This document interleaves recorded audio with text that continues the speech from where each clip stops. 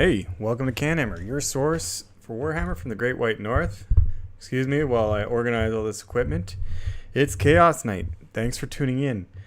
If there's anybody in the chat, let me know if you can hear me. My restream might have messed up because for some reason there's 113 people watching. And they're talking about Tufts, so I'm probably on the wrong thing here. But anyway, thanks for joining me again for our Chaos Night. Tonight we're going to continue our discussion of Death Guard, kind of, if you will, the deep dive. And we're going to go over the Warlord traits, we're going to go over Relics, spells, and select headquarters units. That I think and we're gonna are probably your best picks when you apply like a competitive lens to them. This is an honest wargamer raid. Wow, that's crazy. Well, thanks to the raid. Yeah, sorry, I'm new to streaming. I'm just kind of getting used to this, and it's quite shocking. This is crazy. Oh well, thanks to the raid. I guess that means you threw all your friends over here, and now I got 113 people watching this stream. So watch me blush. Well, anyways, thanks for tuning in. Thanks for coming. Let's get started. If you haven't already, this is the third episode. There's two other episodes where we went over plague companies and we went over other basics like strengths and weaknesses of Death Guard. Also, discuss what Tufts go best on their bases. 100%. We'll save that till later, but definitely flowers. Definitely flowers. Like let's not kid ourselves here. Also, if you don't already know about another channel before I get started, there's the Hex Fleet Virals channel. So this gentleman, Nick, I think he's been playing Death Guard for, as long as the faction has been a faction. And, he goes through a lot of competitive, he has a lot of competitive content and has had a lot of opportunity to play at GTs recently because the restrictions are a bit lifted in his area. So you definitely check out some of the content that he has there.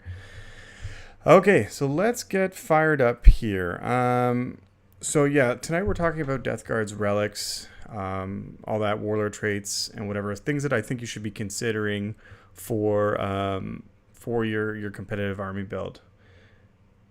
You must be royalty or something.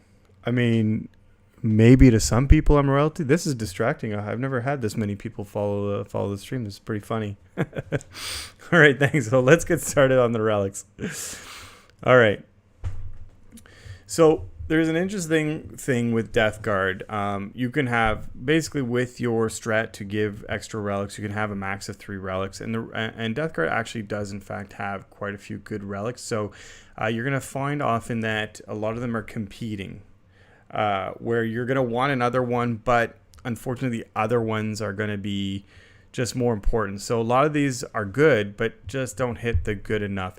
We're not going to go through all of them because we're not going to spend 4 hours talking about relics and all this. I'm going to take select few and really discuss their importance. So, this one is no secret, the Revolting Stench Vats, bottom right. This is one you're going to give to your Foul Blight Spawn model.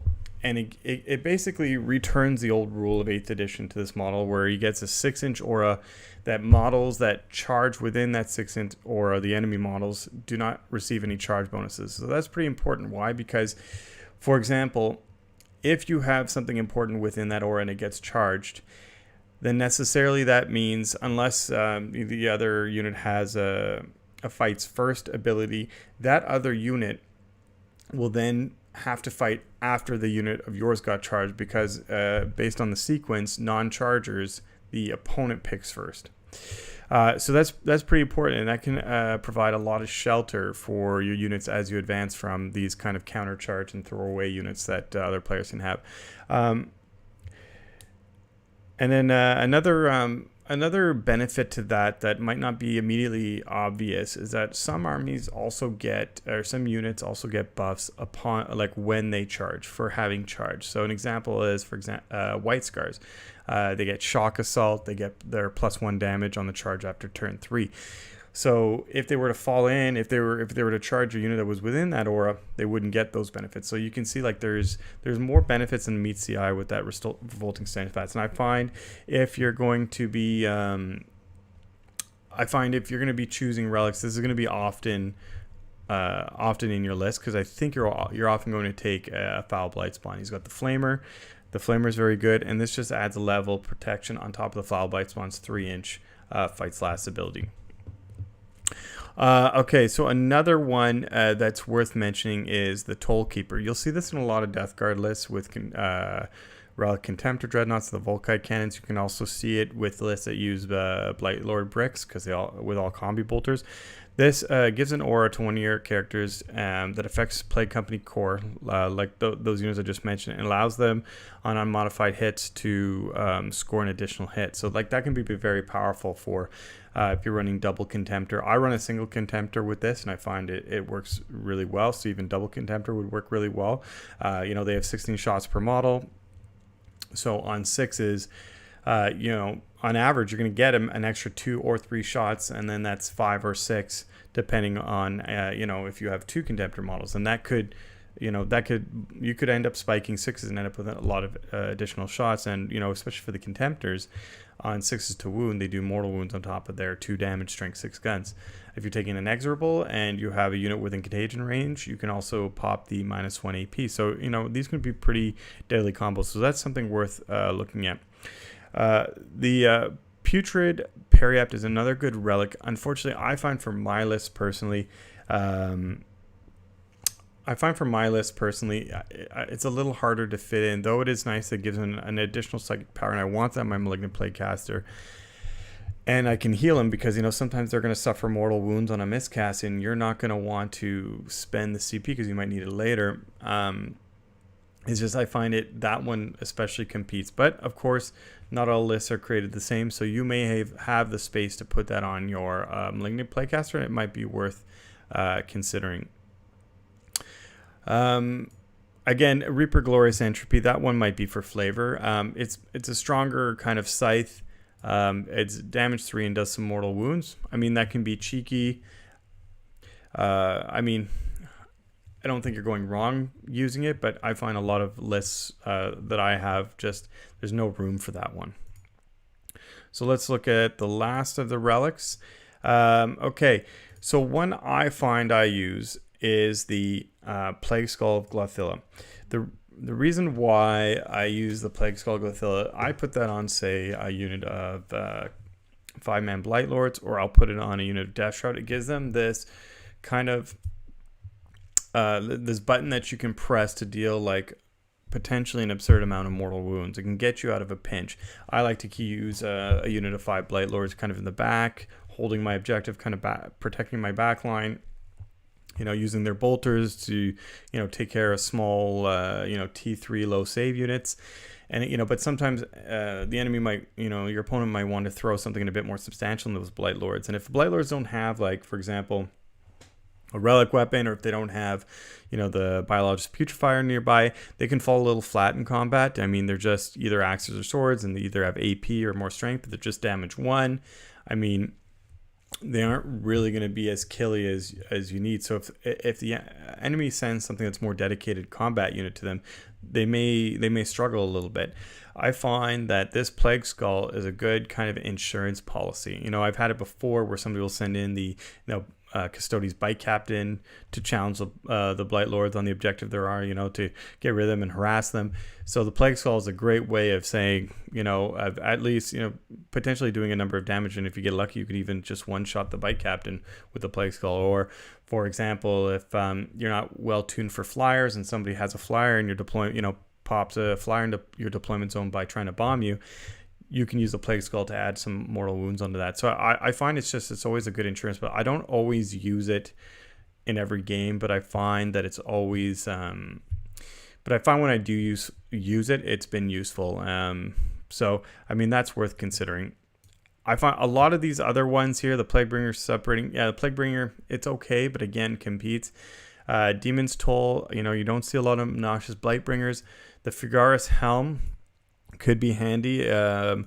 One of the problems is one of the big auras that you like to use in your army is a Revolting Stench Vats, but that's already a relic. You can't have 2 relics on your blight spawn, so you're gonna have a hard time adding the I find use for the Fragaris Helm. You could potentially put that on one of your characters has an Arch Contaminator. That could be useful. So that one's worth considering. The Separating Plate, I'm not a big fan. A lot of people like to put it on a Demon Prince. I don't.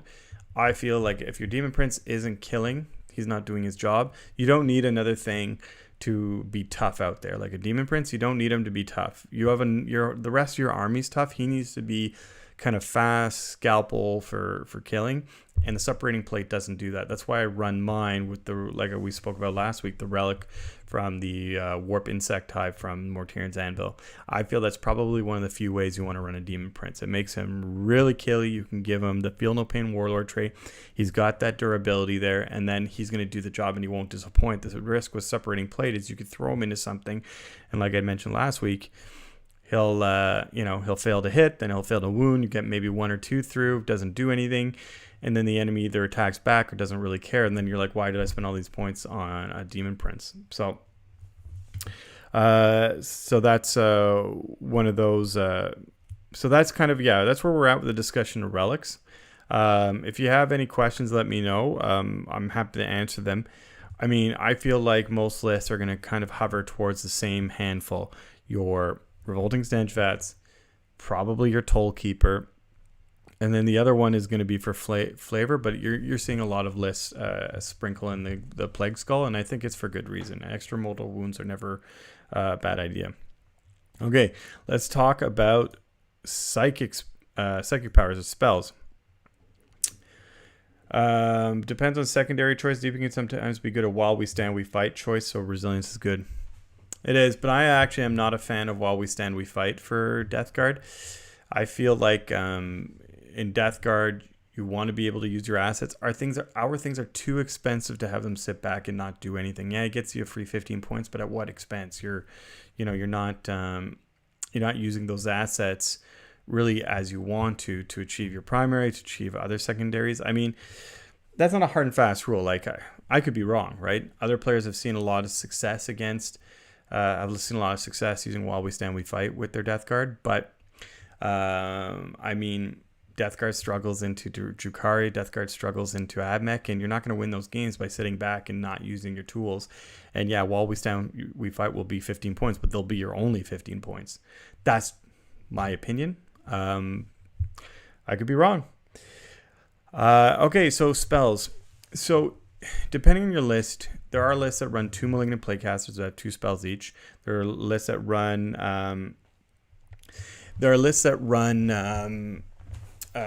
Typhus and a Malignant Playcaster that each have 2 spells. There are lists like mine that has a Demon Prince that runs 1 spell, and then a Malignant Playcaster runs 2. So bottom line, you're looking at potentially, and there's some that run 1 Malignant Playcaster and a Lord of Contagion or a Lord of Virulence. So you're anywhere between 2 and 4 spells. So you have to pick very, very carefully here what you want. And some of these are going to be meta dependent, and some of these are probably just going to be take every game.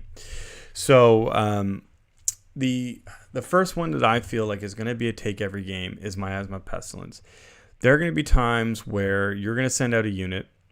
Could be a drone, could be a Plague Burst Crawler, could be Terminators. And you need to give them that extra level of durability by giving them -1 to hit. I mean, we do benefit now that we can run into forests and not worry about that impeding our movement, so we can take advantage of that dense terrain, like -1 to hit in a sense. But now you're getting a lot of units, like say for example Retributors, that ignore that. So despite being in a forest, you still need a little bit of that, that additional insurance, like the -1 to hit. So I find like Miasma Pestilence will never be wasted. You'll always be casting it, and there'll always be a reason to have it on somebody. So I feel like that's going to be one of your first picks. The second pick I feel is going to be Gift of Plagues. Now, that's me because I like manipulating. I like manipulating your contagion range. I like putting things in range and debuffing the enemy army. So, you get more value out of your bolters, you get more value out of your flamers, you get more value out of everything, right? -1 toughness, I think, is pretty significant if you're running mono Death Guard. And if you're new to the show, this is obviously more of a mono Death Guard chat. Not to say that Death Guard, souped in is necessarily bad, but as we've seen with the recent facts and the Death Guard book, that souping like these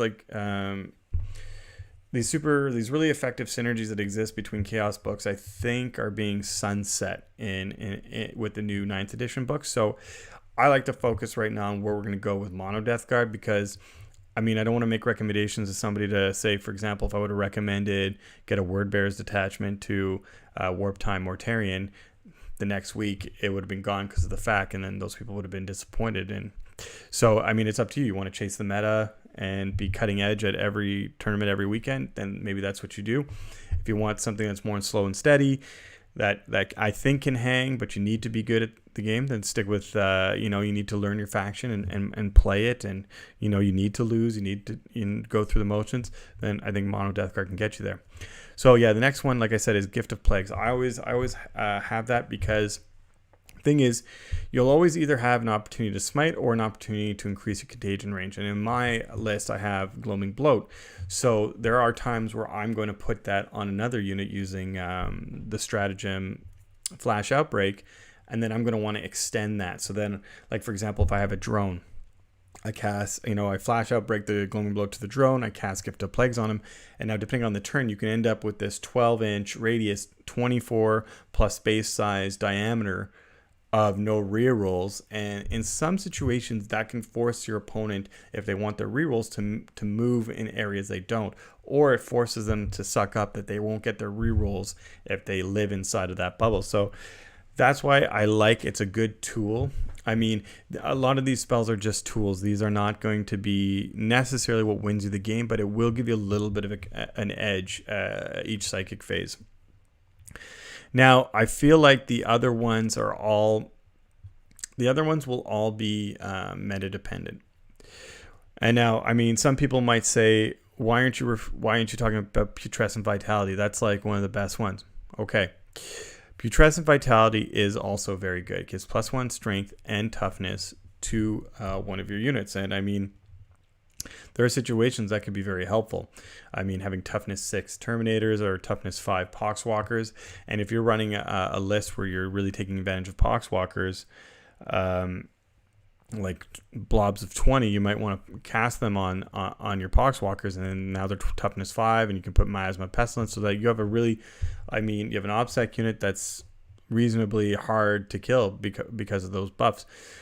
One issue why I don't like it is because it's Warp Charge 7, and we don't have a lot of opportunities unless you're running the Wretched to reroll your casts. And I'm not a big fan of rerolling that casts for with a CP.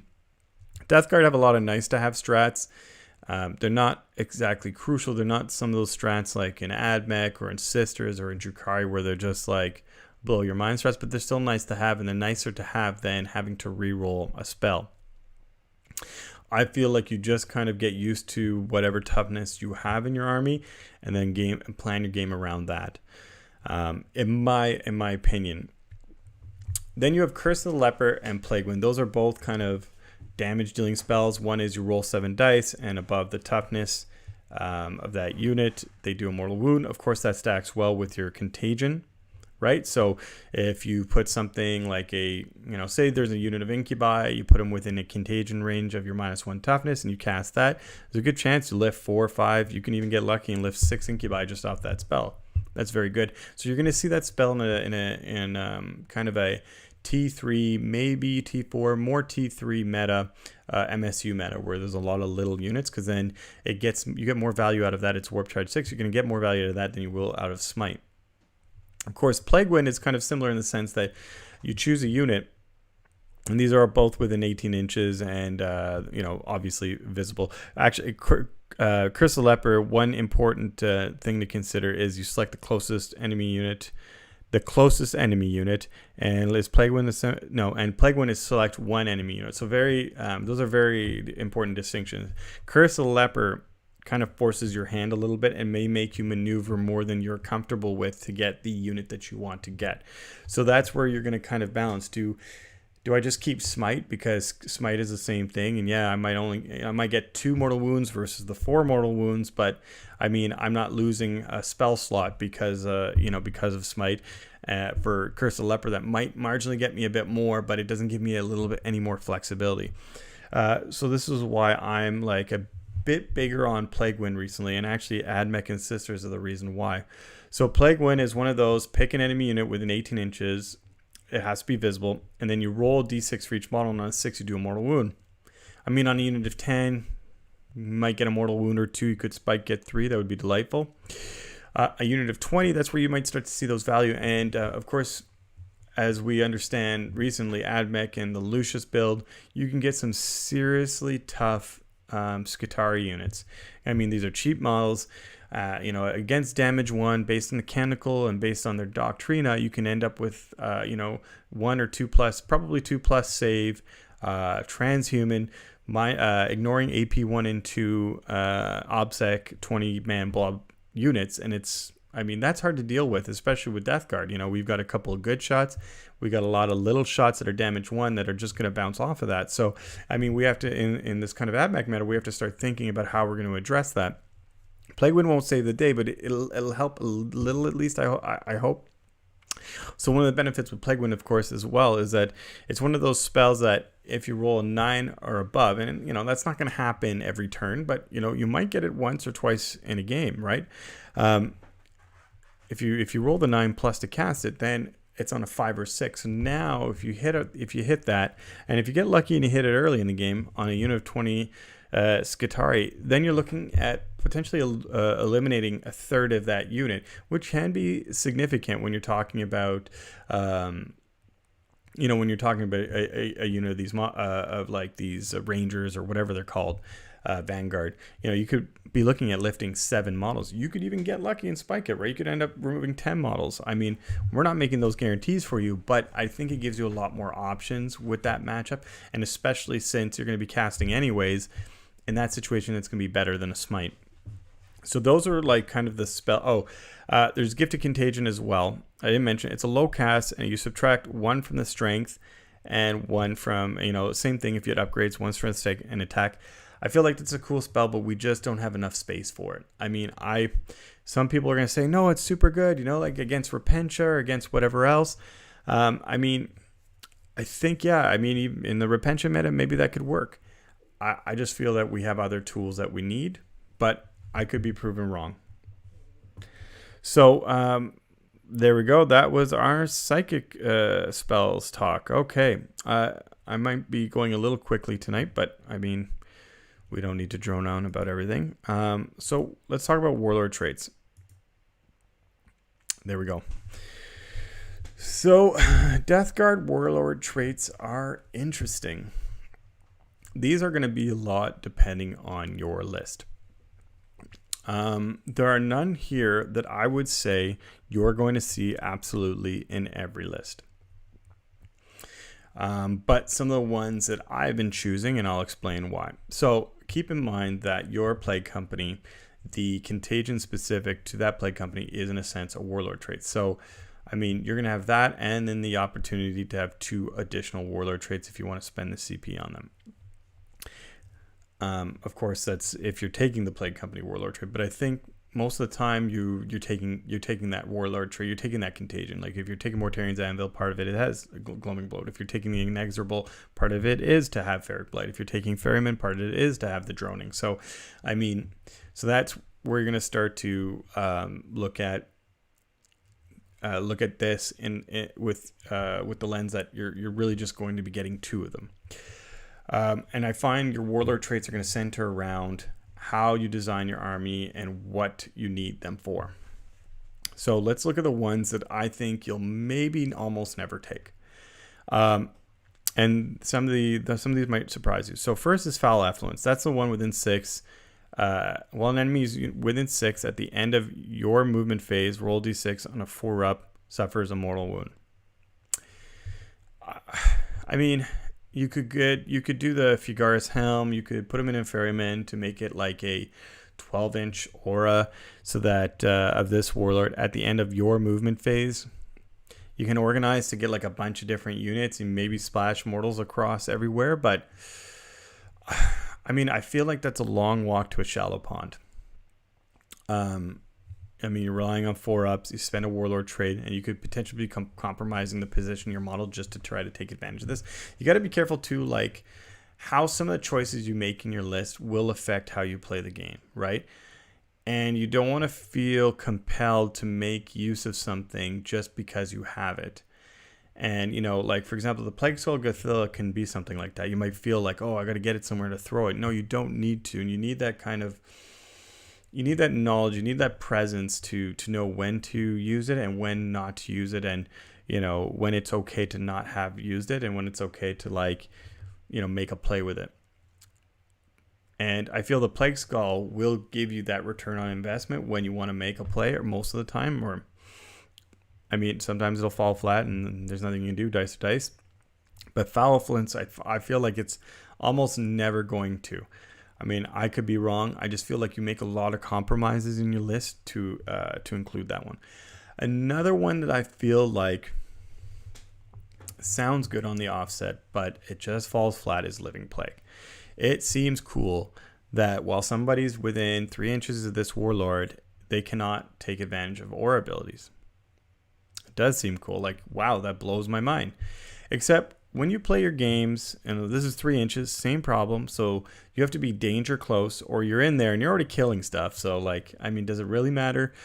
So either you're danger close, or you've worked up a lot of, you know, mechanisms in your army to extend that, you know, the Fagaris Helm and through, like, you know, the Ferryman, that could work. You could have a 12-inch aura, nobody's benefiting from auras. But when you start looking at other armies and what they're using, a lot of the stuff that's really the things you're worried about aren't auras. They're command abilities like choose one unit and they get to reroll everything, like More Involved, for example, for Sisters. It's choose one unit and they reroll hits and wounds.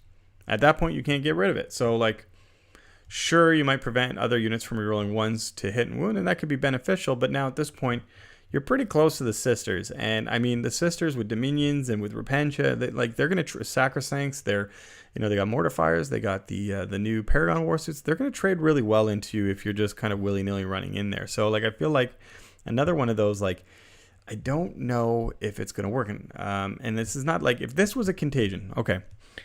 Let me tell you, if this was a contagion and I could use Flash Outbreak to put that on a drone and send that drone on a mission to go cancel all the auras, I would take it. It is not, though. You have to put it on somebody important, and then you have to risk that person's life. So, I mean, that's where I find that one falls flat. Oh, well, no, thanks for joining me. Okay, well, I won't rush through it then, but yeah, thanks again for joining me and the 30 other people that stayed from that raid. That kind of threw me off at the beginning, but thanks everybody for tuning in. I'll try to address comments. I mean, it was a little busy at the beginning because people were raiding and having a good time, so I might not have caught any comments. But if you have questions, throw them. I should see them now, and I'll do my best to address them. Okay. So now there's also the elephant in the room, Arch Contaminator. Okay, let's just get that one out of the way. Arch Contaminator is a very good warlord trait, but you will not always take it. The reason for not always taking Arch Contaminator are a couple things. It only works on core units, and Death Guard do have a lot of core, like their Terminators are core. If I recall correctly, the Poxwalkers are not core. Your Contemptor Dreadnought is core. So, like, okay, you're starting to see Plague Marines are core. No, I won't forget the Discord questions. Thank you for reminding me, though. So we do have a few bit of core. Core choices that this might apply to. But if I'm going to steal a term from Adam Camilleri from the Down Under Network, or Art of War Down Under, I feel like there are a little bit too many terms and conditions to this.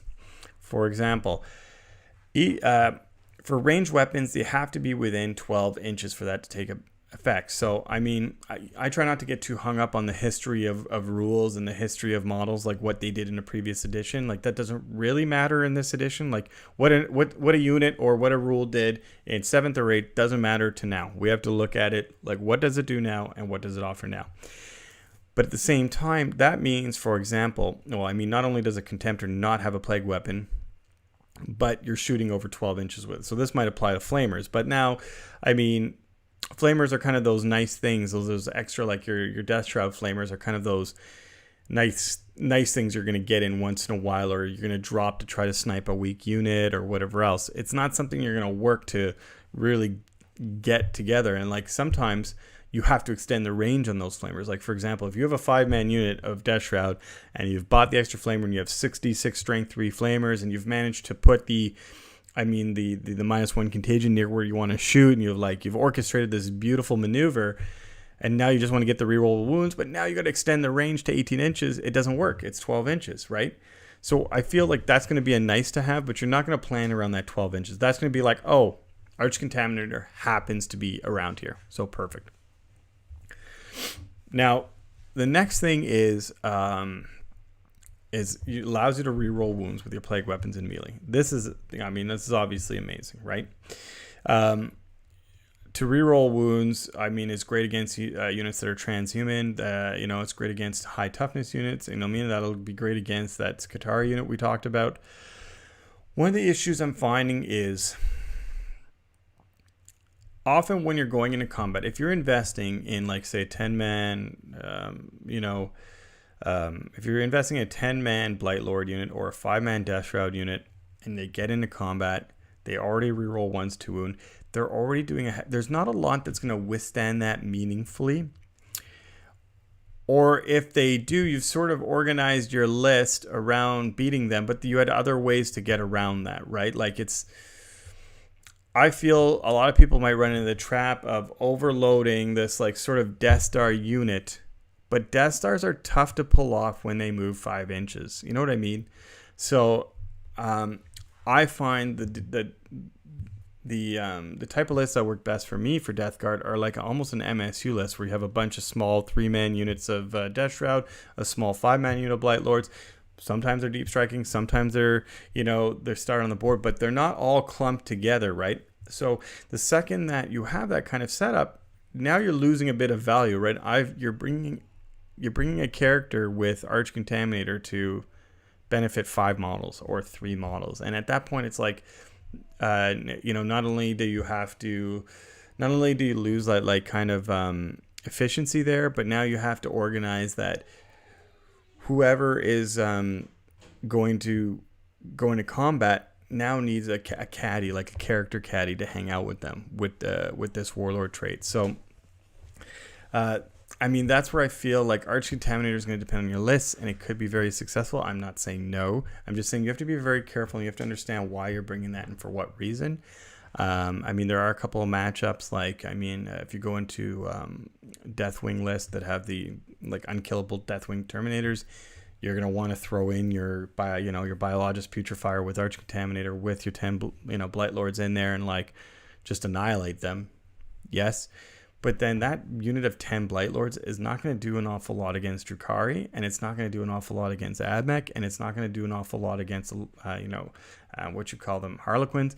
The 10 Blight Lord unit is going to anchor you against. It's gonna feel like an anchor against these armies that Death Guard struggle with. It kind of takes care of some of those niche builds that are a little harder to deal with, but it doesn't really deal with our problem opponents, in my opinion.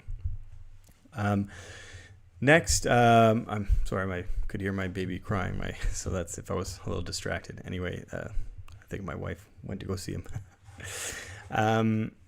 Next, you have the kind of what we'll call the single character buff warlord traits: Revolting Resilience, Hulking Physique, and Rotten Constitution. A lot of these are going to depend on what build you want for your characters and for what reason. You might not always, there's not always a reason to take these. For example, Revolting Resilient gives you a 5+ Feel No Pain. Now, you get to put that old Death Guard Feel No Pain back on somebody. I take this now, and I've loved it. I put it on that Demon Prince. So, people like the separating play Demon Prince with Rotten Constitution, where you get to ignore AP 1/2. He's got a 2+ save, and he's tough 7. Like, he's tough. But,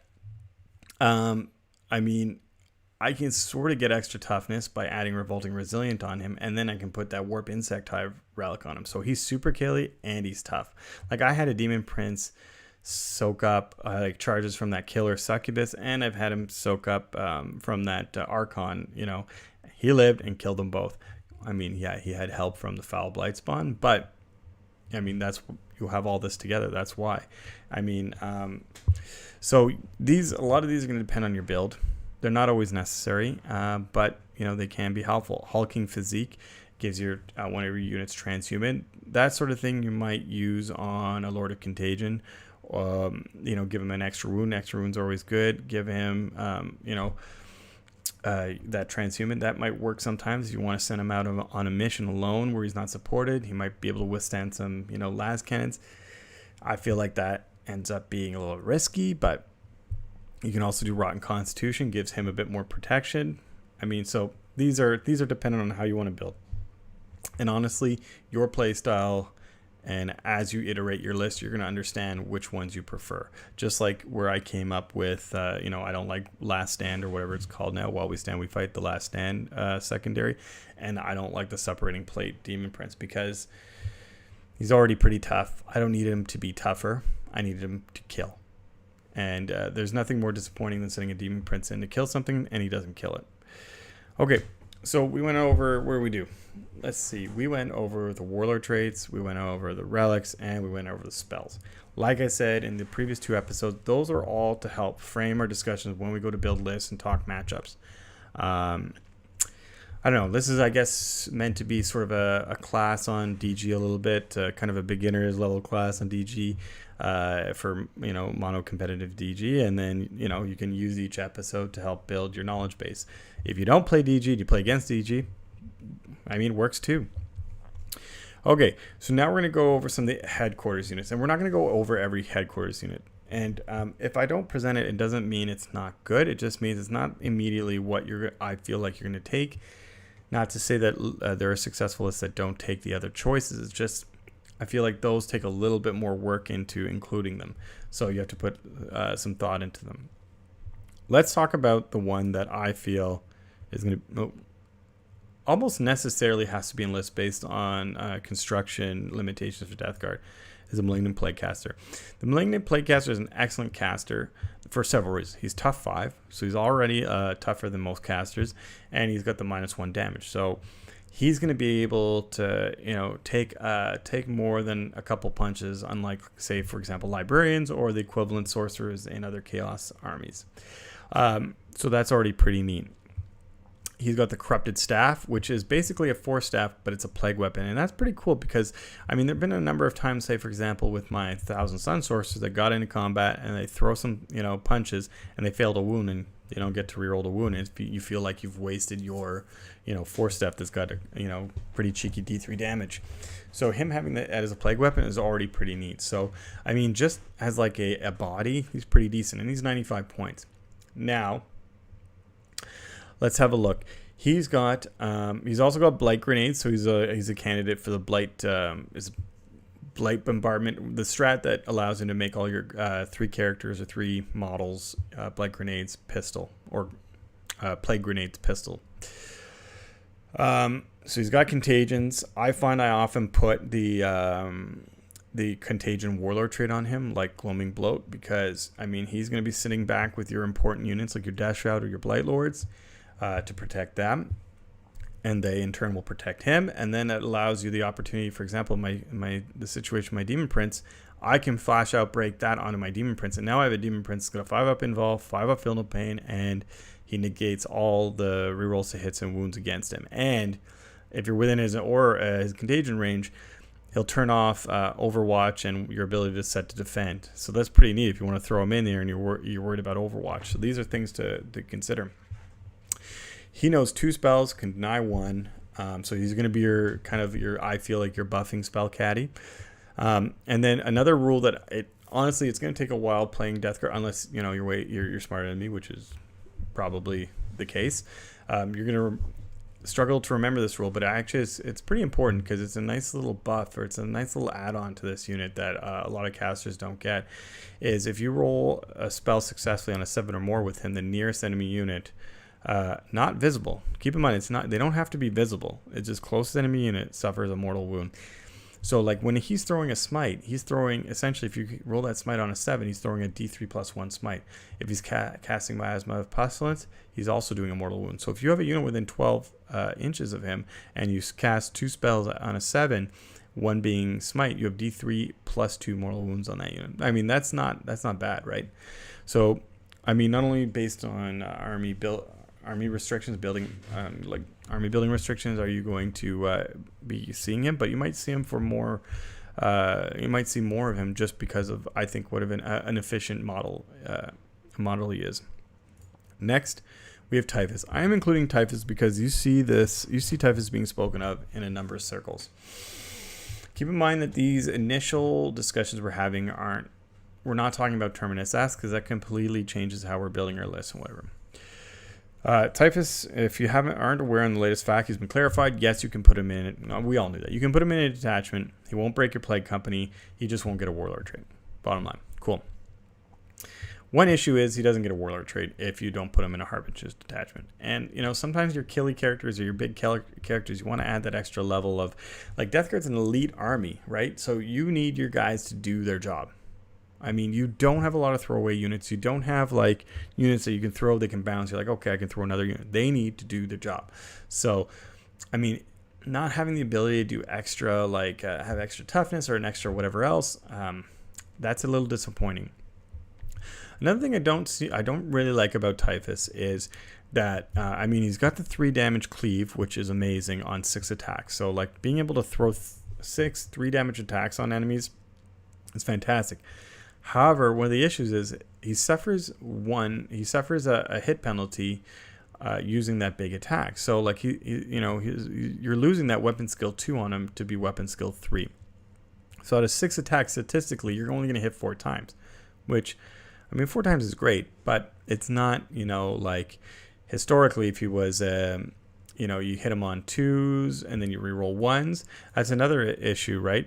For example, he's the Lord of the Death Guard. So while friendly Death Guard core units within 6 of him, you get to reroll 1s. He's on a core unit, so he doesn't give himself reroll 1. So keep in mind, like, because you're on 3s, you're now more susceptible to spiking 1s and 2s. So you throw similar to the Demon Prince problem. You throw him in there. He goes to, like, I'm going to slaughter this Gravis unit. He hits 3 times because you rolled 2 2s and a 1. Okay, that's okay. I'm strength 7, whatever. You roll 3 of those and you end up with a 1. Okay, I can re-roll it. You end up with a 3. Okay, that wounds. They both wound, but then I roll a 2. So now you got 2, and then guy spikes a 6. You've killed 1 model. Typhus killed 1 model. That's...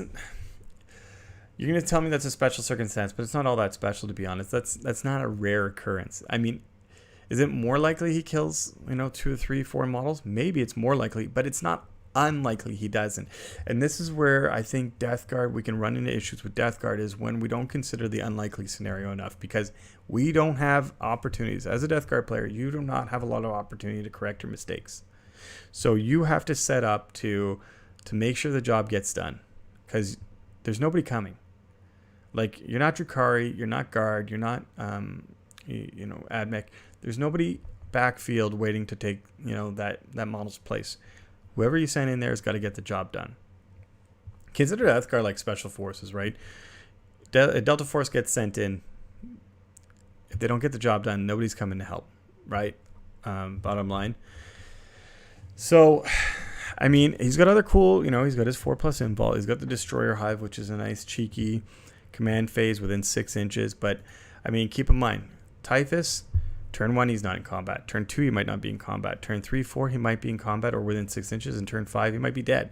So you're going to get two turns to take advantage of that, maybe. So, having cheeky mortal wounds is good. It's nice when it's an add-on. It's not nice when you feel like you're taking him for that, but like at what sacrifice? If you're taking a Poxwalker heavy build because of Harbingers, and maybe this will justify Typhus, but again, based on how coherency works now, we're not doing the weird like stringing out Poxwalkers anymore with Typhus, so it's not going to be as meaningful. But Terminus to S players or Harbingers players might say otherwise. I will admit in a Harbingers, he is a bit more appealing in a Harbingers detachment. But again, Harbingers, I don't know if that's the most competitive way you're going to build your army. So, I mean, it's up to you. Again, a lot of this is going to come down to your personal preference. We went over, okay, he adds 3 inches to the contagion range of his abilities. Cool. I mean, that's okay, but it's only going to matter if he's near stuff, right? And it's not going to matter that much because he's not the stuff that's splashing contagion elsewhere. It's your Poxwalkers, it's your Death Shroud, it's your drones, it's your, it's not him. Herald and Nurgle. Yeah, so anyways. And he can teleport strike, and he knows 2 spells, and I believe he denies 1. Well, let me see. Pressing the wrong thing. Typhus. Let's lift that up. How many does he deny? Denies 1. Yeah. So, I mean, I feel like, what is he, 155 or 100? He's 165 points, and people like him over Demon Prince, and I say no way.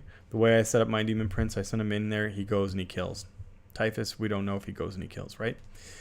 Next, Lord of Contagion. Now, the Lord of Contagion is interesting. He's your beatstick guy as well. Now, you can give him the Man Reaper, you can give him the Plague Reaper, you can give him one of the Relics. If you're Ferryman, you can give him the Ferryman Scythe. If you can give him the Reaper of Glorious Entropy. The Reaper of Glorious Entropy is interesting on him because it doesn't, if I recall correctly, I could be wrong, but if I recall correctly, the Reaper of Glorious Entropy, I mean, it's almost as if we have the things here. Let's have a look. Yeah, so the Reaper of Glorious Entropy doesn't give you the hit penalty.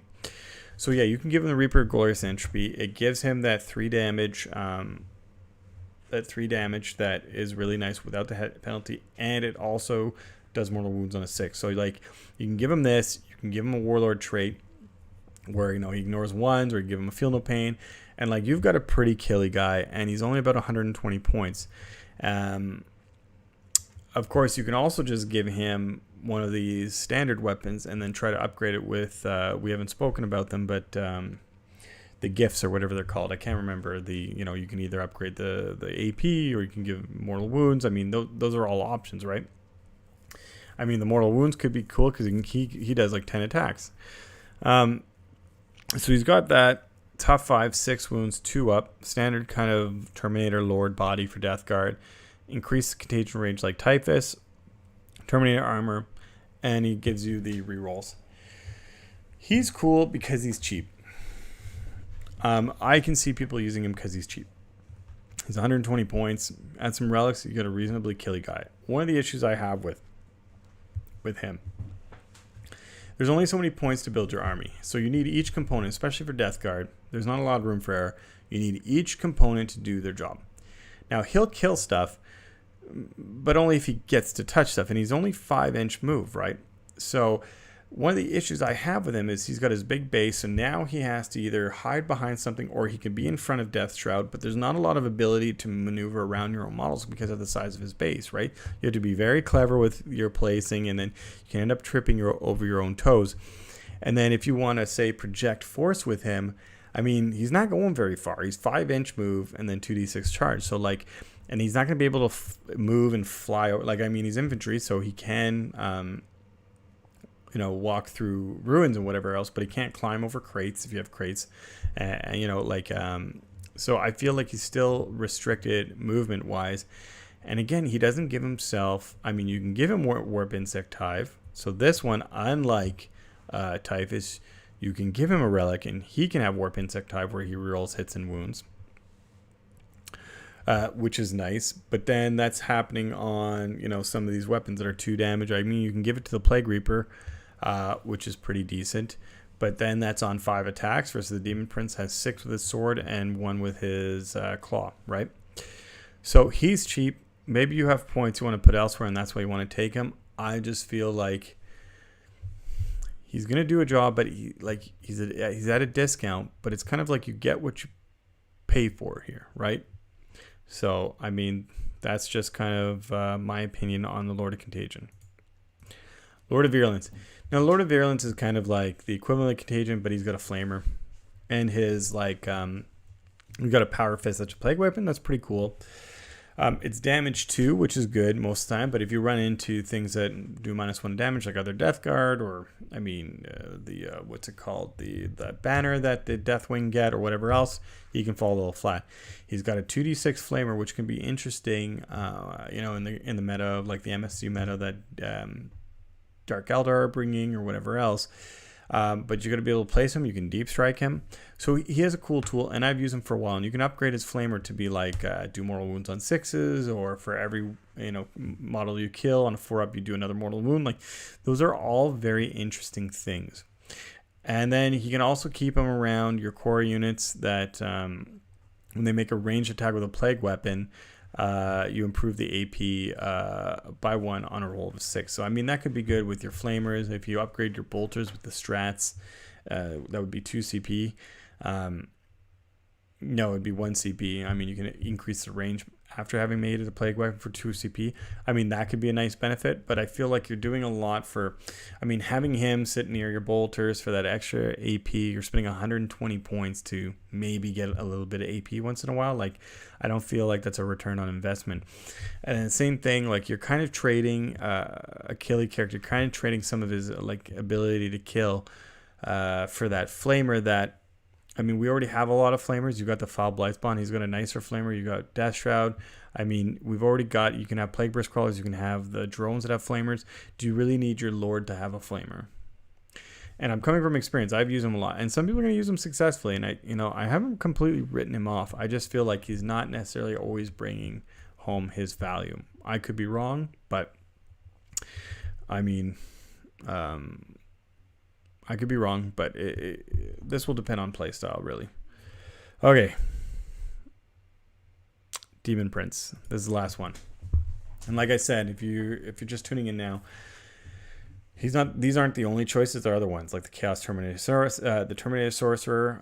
There's the Chaos Lord, and they're all going to show up in competitive lists that do reasonably well. But I feel like those are going to be more nuanced reasons. They're going to be finely tuned, and you're going to be well beyond the point of listening to a YouTube video in your, like, Death Guard knowledge and experience when you're starting to use these models. Like, you're not going to learn from me why you're using that model, or, why not, whatever else. Death Guard Demon Prince. So, not a lot of people like the Death Guard Demon Prince, and I don't disagree. I like him, but one of the reasons people don't like Death Guard Demon Prince is, like, we talked a bit about this kind of history that they have with the models, that history with rules that kind of colors their opinion. Because he doesn't seem to have the same, movement or potency as other Demon Prince or abilities, as in 8th or 7th edition, he necessarily isn't good. And that's not true.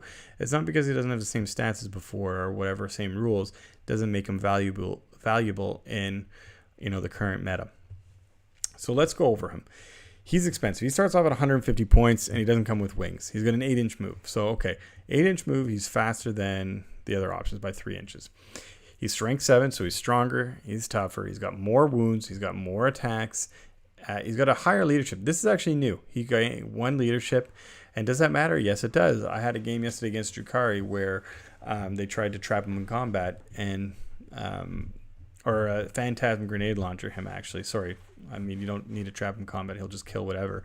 But they tried a Phantasm Grenade Launcher, and it didn't work because he had such a high leadership, and he's got a 3-up save. So his save is a little worse than the other options, like the Lord of Virulence and Lord of Contagion. You give him a Plague Spewer. I mean, I don't know if it's 5 or 10 points. I'm at like 2,000 points exactly on my list, so I didn't add it. Also, my model doesn't have it on it, so I just didn't bother. I mean, but if you have 5 points, throw it on him. It's not bad. Now you're going to choose the Axe, Sword, or Talons. The Talons are -1 AP, 2 damage, and you can make an additional attack with this weapon. If you give him 2 Talons, he'll have 2. If you give him an extra Talon, he'll have 2 additional attacks, right? So then he'll have 8 attacks with the Talons. If you give him a Sword, He'll have 6 attacks with the sword and 1 attack with the talon. So I feel like there's almost no reason not to give him a sword or the axe. Now we look at the sword and the axe. The axe is you plus 2 strength, minus 2 AP, 3 damage, and this sword gives you plus 1 strength, minus 3 damage. Now, him going to strength 9 from strength 8 almost has no meaning, because now this could be, if you soup him, maybe you want to give him the axe. But if you're in mono DG, whoever he's in combat with is going to be minus 1 toughness. So unless you're fighting something that's toughness 9, it's not going to matter. If you're fighting something that's toughness 8, they're going to go down to toughness 7. You're going to wound on 3 anyways. And then 8 is already twice 4. So you're going to wound everything that's toughness 5 that go to 4s on 2s anyways. And strength 9 is not going to increase the amount of times you wound on 2s against units. So, and there's enough units in the game that ignore AP 1 and 2 that you're going to, like, you may run into a Custodes player where you want to send in your dude and they're going to pop that strat and they're going to ignore your Demon Prince and then they're going to cut them down. Here, at least, now you put them on their invul. Same thing with Sisters, same thing with Skitarii, same thing with a lot of units that ignore AP 1 and 2. So I feel like the sword is just, that's the standard choice. A lot of people complain about the wings on the Demon Prince. It's 35 points. It is very expensive. But like I said in the discussion before, you're paying for value. You're not paying for lots of stuff. You're paying for whatever you're paying for has to do the job. So same thing with everything else we talked about. I feel like if you take a Demon Prince, he has to have wings. There is no way, and there are people that'll tell me, and there's very good Chaos players will tell me you never take wings on the Demon Prince if you take him because you're wasting 35 points. In my opinion, you are not wasting 35 points on your Demon Prince. There are times where you're going to want him to fly over stuff. He's a monster, so he has to walk around buildings. You don't want your Demon Prince having to walk around a building to get where he needs to go. This guy is there to kill. He needs to get where he needs to go. Also, for example, if you want to post him, like sometimes you'll keep him behind, your unit of Death Shroud or your unit of Blight Lords, but then you want to later post him, like especially for Death Shroud, you can hide your Death Shroud behind a building out of line of sight and then post him within 3 inches of them so he can project his force mid-table. Giving him wings gives him 2 extra movement and his ability to avoid obstacles in the movement phase. I mean, that is almost, I feel like, necessary if you're going to take this guy.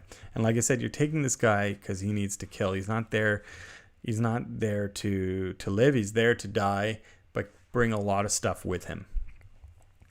So this is why I feel you have to give him the wings. And on top of that, you don't want him, he's got a big base, you don't want him walking around your models and losing a bunch of movement. And everybody says, well, you just have to be more careful with your movement. You're in a tournament, you're on a clock, you're moving your models. There are times where you need to press the easy button and be like, he flies, he goes here, because you don't have time to deal with exactly measuring where these guys need to go so he can go do his thing, so the other guy can go do his thing. There are times where you just need Demon Prince here. He flies. I don't care. That's 35 points. You're paying 35 points for that luxury. And I feel like if you're taking him, you're paying that. The Demon Prince has contagions. He's got a demonic invulnerable save, 5 up, and he's also a Lord of the Death Guard by virtue of the aura, not how he works in the army list construction. And so he gives reroll 1s to hit for your core units. So that can work with if he happens to be nearby your Contemptor or your Blight Lords or your Death Shroud or your Plague Marines or whatever else. So not everybody's going to take a Demon Prince, and a lot of lists don't. But I mean, I recently played Drukhari, and he did really well in Drukhari. I played the Bomber Raid or whatever list. It was like 87 or 90 to 27 for me. So I did reasonably well. I mean, I'm not going to say that's going to be every game. That was one game against Drukhari. We're testing lists. But, I mean, I just feel like I'm taking him because I need somebody that can project force, that is a little bit faster than everything else, and that can kill something I need dead, right? And then we're starting to see a lot. And here's another thing. Between Admech and Drukhari, we're starting to see a lot of other flyers, right? So there are going to be times that if you have those Archaeopter Fusilovs in your back lines trying to bomb the crap out of you, you need somebody to go there and pull them down. He can do that, right? It's going to be a little bit harder. He'll need a little bit of support if they've bought the chaff launchers. Not every AdMech player spends that points. If they don't, perfect. You can just go pull them down. If they do, you have to throw in a couple smites, a couple shots, weaken it, so then he can pull it down. But he gives you that backfield insurance, and he makes your AdMech player think about where he wants to put those planes, because that Demon Prince isn't far behind. Okay, so we went through relics, warlord traits, spells, and headquarters units. Next week we're gonna go over our troops and elites. We're not gonna do an episode per day. Actually, we're not going to be here till like next year, because none of that will be relevant, may or may not be relevant next year. So let's get this data out, let's get this discussion out, so then we can get on the lists and how we tackle other armies. And we also want to wrap this up in times for Thousand Suns. When Thousand Suns come up, we're jumping in that as soon as we can. Like, I've got my guy, I've pre-ordered it, so hopefully I'll get it as soon as possible. Okay, so let's go to the questions. So I'm looking through Discord. Or not Discord. I'm looking through the Restream. Sounds like okay, so we already answered that. So I'll just kind of elaborate a little bit more. So somebody mentioned that the DP, like using the separating plate on a Demon Prince with the Rotten Constitution to give him the ignore AP 1 and 2, can be a good choice on your Demon Prince for While We Stand We Fight. Option in your army. I mean, that's true. But I don't like While We Stand We Fight, because I think While We Stand We Fight can be an option for your army, but that you don't go out of your way building for it. There may be times where, like, you have 5 Blight Lords, you have your Demon Prince, you have a Plague Burst Crawl, and you're like, okay, I feel like I can use them this game and not risk them too badly, and then get free 15 points, and that could be an option. But the moment I feel you start building your list like a 10 Blight Lord block, or like Wet Noodle Demon Prince, now you're really starting to pull from the potency of your list, from points from other things that you can bring. And you're starting to pull your ability to deal with the matchups that really matter, like Drukhari or AdMech, right? I mean, your 10 Blight Lords AdMech doesn't care about your 10 Blight Lords. Between Chicken Walkers, they're so slow. Between Chicken Walkers and ignoring their bolter shots, I mean, and then you can tell me, yeah, you're going to get a biologist Putrefier and kill that unit. Okay. So AdMech is going to put out a 20 unit of Skitarii in front of your Blight Lords. You're going to charge it. You're going to wipe it out with a Biologist Putrefier. Now you have Blight Lords sitting out there, and they've got 60 other Skitarii looking at them with Strength 5 AP2 guns that do 80 shots. They've got all the Ballistari looking at them, because you have 500 or 600 points, depending on how you've built it, 500 or 600 points dedicated to that unit, and now it's going to disappear. So this is the problem with designing your list like that, in my opinion. Same thing with your Demon Prince. You have that really tough Demon Prince. Like Hugo, he's going to go try to kill something. He doesn't kill it, and now he has guns pointing at him. So, your 2-up save, -1 AP, -2 AP ignoring rules isn't going to save you against the stuff that are dedicated to killing Demon Princes. It's going to save you against those one-off wounds that sneak through, or the people that come with a little bit of AP that you don't like. But the Revolting Resilient does a very similar job. And that applies to all wounds, right? So that's just my opinion on that. Okay, let's hit up Discord. Let's wrap this up. Okay, Discord. Questions for next show. Okay, so I made a sassy comment in the Discord, and then you guys responded with a million questions, so thank you. Is Be'lakor interesting or not for DG? We have to see what Be'lakor brings first. We've seen a bit of his rules, but we're not entirely sure. And bringing in Be'lakor will kill our ability to have the -1 toughness, which I think is actually quite valuable for mono DG, but it remains to be seen. We have to see Be'lakor's rules first. Matchup highlights versus AdMech and Drukhari. So AdMech is very interesting. They bring a lot of shots that have AP, that auto wound, and whatever else. I feel like AdMech, you're going to have to be very careful. That one's going to depend on terrain a lot. It's going to be depend on your build, and you're going to have to be ready to trade versus AdMech. It's tough right now because I don't have tons of games. I've got a close loss and a close win against AdMech, and a lot of it is, in my opinion, Can you guys still hear me? Still hear me? Yep. Okay. In my opinion, a lot of AdMech is going to be challenging them on primary and denying them their secondary points.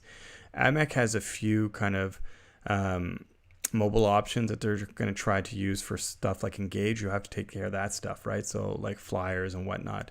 Also, you have to choose your moments properly when you're going to engage their Skitarii units to pull them down. And one thing I'm telling you,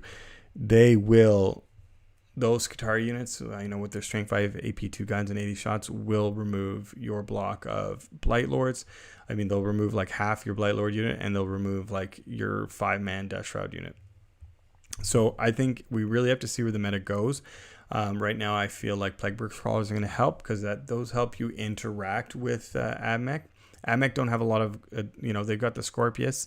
It's not as good anymore. So for you, that's good. You have a better means of interacting with them indirectly. So I feel like you can use that Plagueburst Crawler, the 3 damage, to send rounds down to try to take down their Ballistari. I mean, you can also design your list to do engage, like getting a greater blight drone or drones to start to get engage, hide, avoid their killy things. I think you're going to have to really play a cagey game against them and pick your battles. It's not easy. Like, I can't give you right now a one-size-fits-all answer for dealing with AdMech. I mean, we can dedicate in the future, once we're done the preliminary kind of overview episodes, we can go on specific matchups. Maybe I can do a couple PowerPoints of how we envision that, or compare us to various builds and how we can approach them.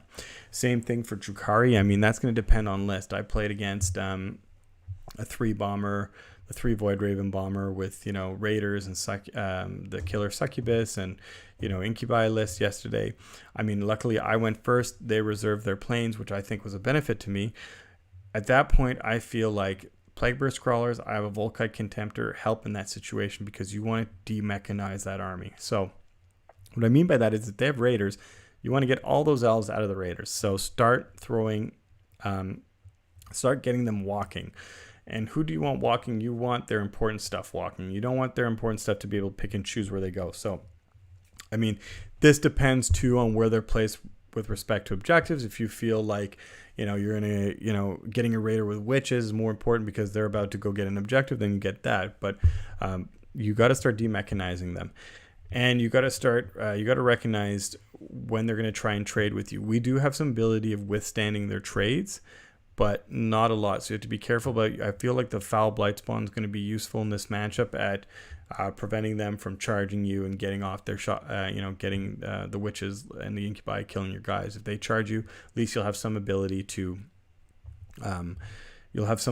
fight them before they fight. And because of our high leadership, unless they start to stack the Grizzly trophies, because of our high leadership, the incubi are less likely to fight last us. So that's one thing. I think the Foul Blight Spawn is an important tool in that. I think guns are important, and I like the Demon Prince in that, and drones. I'll go over my list in a later episode. Importance of Tallyman is the auto include. Well, it depends on the list, but Tallyman is about 4 to 5 CP he gives you a game. Now, CP are kind of nice for us. They're not like, I would say, ultra necessary, but I had a list that started at 4 CP, and now I have a list that starts at 7 CP, and I do notice the difference. I do feel like I have a little bit more room to breathe with regards to their usage. And then if you're starting to use Terminators like Blight Lords, or if you have a Contemptor, I do feel like he can be an include, because that +1 to hit, especially if he's a Contemptor, there's no reason not to give a Contemptor a +1 to hit, hitting on 2s or 3s if you're shooting through forests or whatever else. And then I give mine the Toll Keeper, because those extra shots can be meaningful, right? So I mean, it's hard to say anything's auto-include, but I haven't had a list without the Tallyman. He's also a Bubonic Astartes model, and if you want to take that secondary at the end game where you have Bubonic Astartes models where you need them everywhere, he's one of those models that can sit on your back lines. He's basically going to sit with your Plagueburst Crawler in your back line, one of your Plagueburst Crawlers in your back line, your Contemptor, hang out there, provide buffs, give you CP. I do think he's value. Blight Hauler spam to counter Drukhari. Oh, I mean, I feel like blight haulers are a little overcosted, and the issue with a good Drukhari player, I feel, is they are going to out obsec you. Bottom line, I mean, the blight haulers might demechanize them, but depending on how many blight haulers you have, you'd have to sprinkle in, like, you know, some smaller arms fire to take out their guns. But depending on this, take out their T3 bodies. But depending on the level of terrain, the blight haulers are going to run into issues, especially if they're in units where they have to maintain coherency. They have to run around buildings to get lines of sight. You know what I mean? Like, I feel like I like blight haulers, but I feel like they are a bit restricted. And of course, their big thing where you get to do -1 hit, -1 attack on a weapon that's shooting you strat doesn't really work for Drukhari because all of their Dark Lances are one shot anyways. So that's not going to matter. They just have 8 Dark Lances. They're going to be pointing at you from their Raiders or their Trueborn or whatever else. And so that doesn't really impact them. So I still feel like they're going to be able to remove enough Blight Haulers that matters. Or if they do, or if they don't, they'll have enough stuff to sit on objectives and do their job, whereas the Blight Haulers won't. But, I mean, Don Hussen's had some success. I think at ACO he went 3-3 or 4-2. I can't remember. I'd have to look that up. I know he's had some success with the Demon Engine list, but I do think Demon Engines are kind of a skew list that you can run into trouble in. In a tournament, and that depends on your philosophy. Sometimes you take skew lists and you hope for a good run where you don't hit your bad matchups, and then that can really send you they can send you far in a tournament. And having a skew list also reduces a little bit of the cognitive load that like an all-comers list will have. I prefer all-comers lists where I have a tool for every situation. Yeah, it'll make some of my what are supposed to be easy matchups a little bit harder because I'm not, I've removed a little bit of the typical things that are good against them, but it also means that I don't go into a matchup and feel like it's not a lose, right? So those are things to consider. Great on clean one for zombie demon engines. He's 18 wounds, so he can't hide. He's toughness 7 unless you give him the toughness 8 exalted gift. He has to be nearby the demon engines.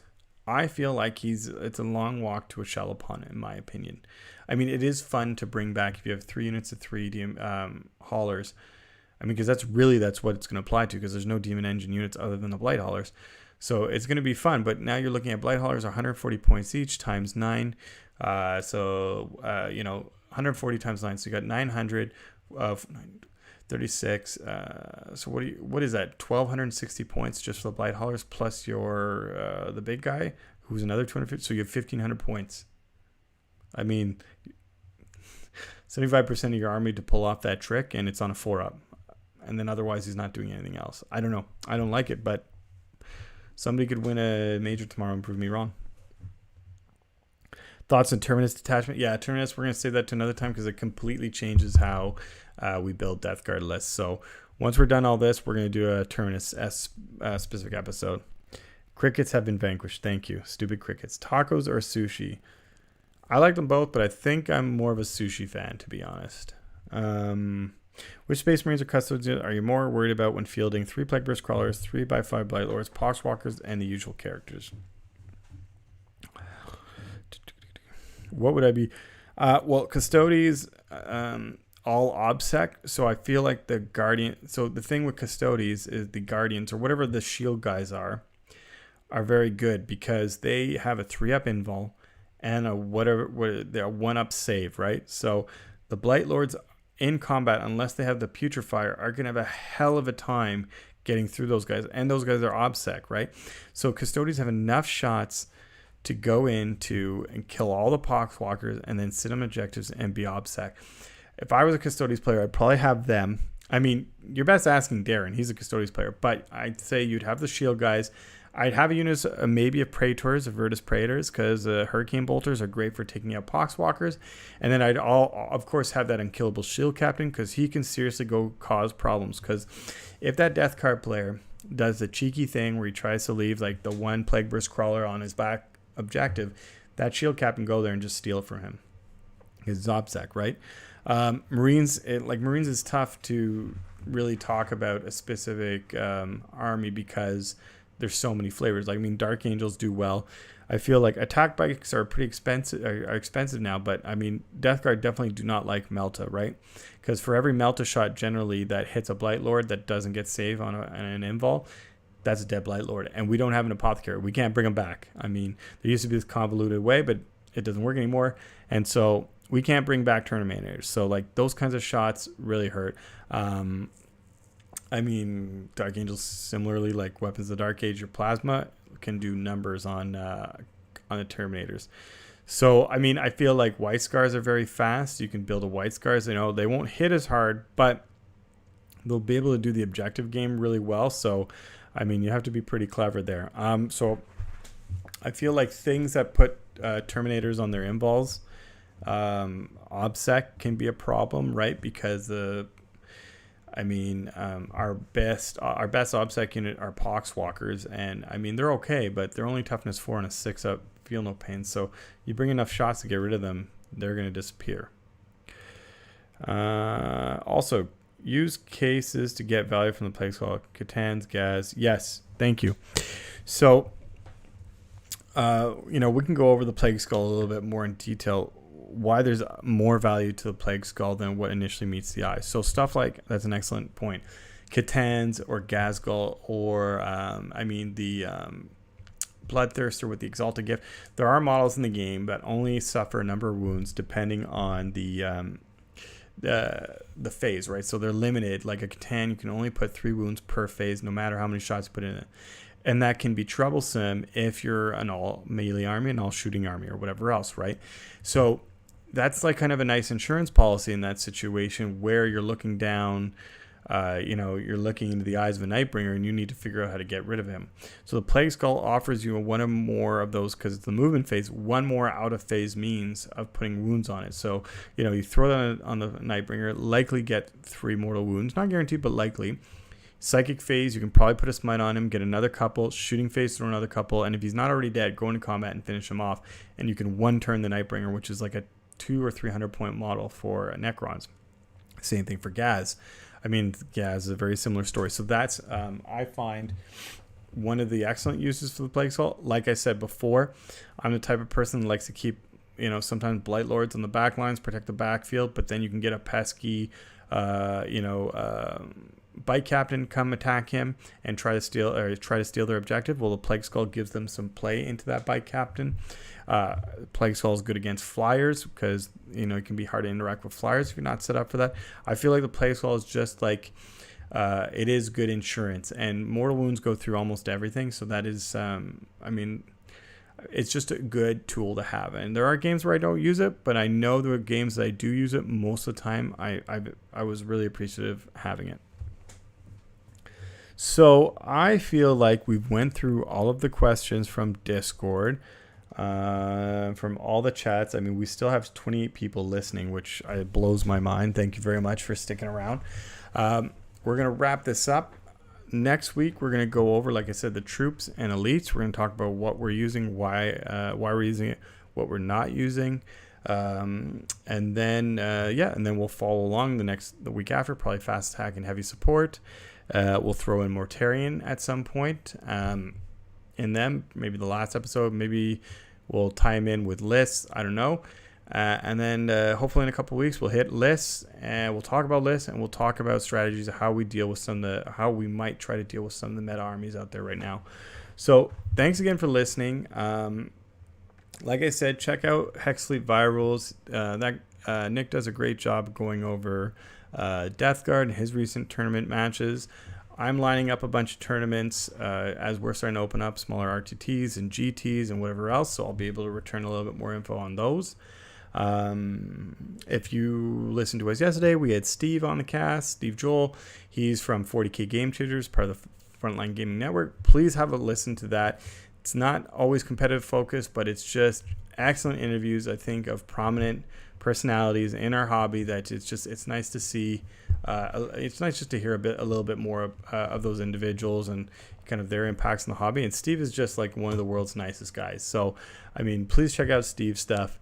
If you have any questions, hit us up on the Discord. If you want to support the channel, do not send us money. We don't need it. But if you want to support us, it makes us feel good. If you like the videos, if you like them, if you don't like them, then don't like them. That's fine. Share the videos if you can. Subscribe. And I think I've given the YouTuber kind of spiel there. So thanks again. Thanks for a great cast. Oh, thank you for tuning in. Thanks again. We'll see you guys and gals and ghouls and ghouls and whatever else out there